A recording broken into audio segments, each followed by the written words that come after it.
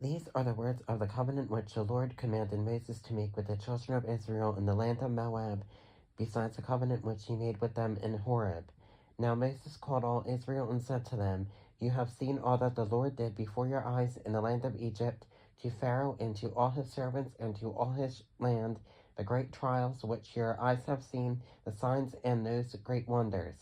Yet the Lord has not given you a heart to perceive, and eyes to see, and ears to hear, to this very day. And I have led you 40 years in the wilderness. Your clothes have not worn out on you, and your sandals have not worn out on your feet. You have not eaten bread, nor have you drunk wine or similar drink, that you may know that I am the Lord your God.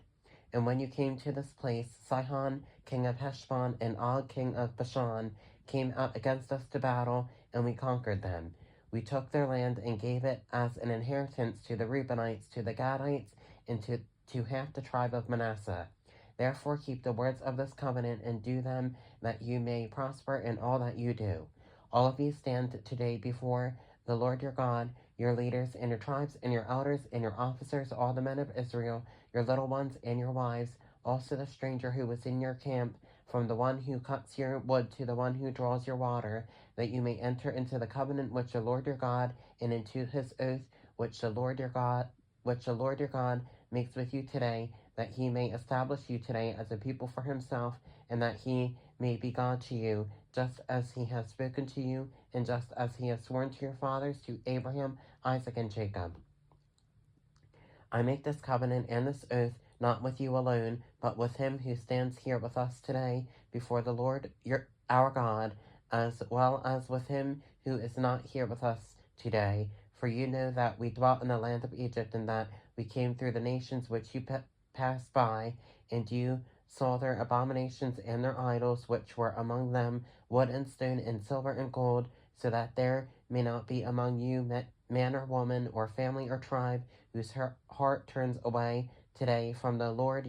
our God to go and serve the gods of these nations, and that there may not be among you a root bearing bitterness or wormwood, and so it may not happen that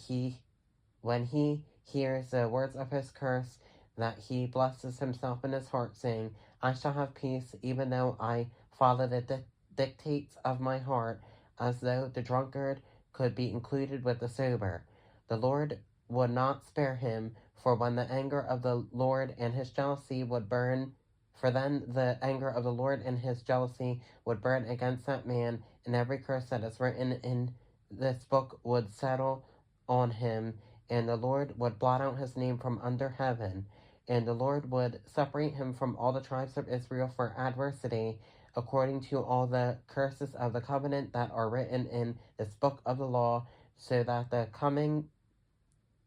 generation of your children who rise up after you, and the foreigner who comes from a far land would say, when they see the plagues of that land and the sicknesses which the Lord has laid on it, the whole land is brimstone, salt, and burning. It is not so, nor does it bear, nor does any grass grow there, like the overthrow of Sodom and Gomorrah, Admah, and Zeboim, which the Lord overthrew in his anger and his wrath. All nations would say, Why has the Lord done so to this land? Why does the heat of this great anger mean? What does the heat of this great anger mean? Then people would say, Because they have forsaken the covenant of the Lord God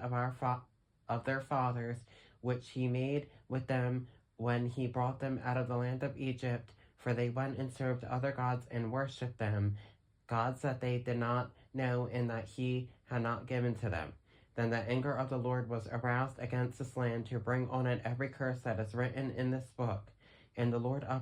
uprooted them from the land in anger, in wrath, and in great indignation, and cast them into another land, as it is this day. The secret things belong to the Lord our God, but those things which are revealed belong to us and to our children forever, that we may do all the words of this law.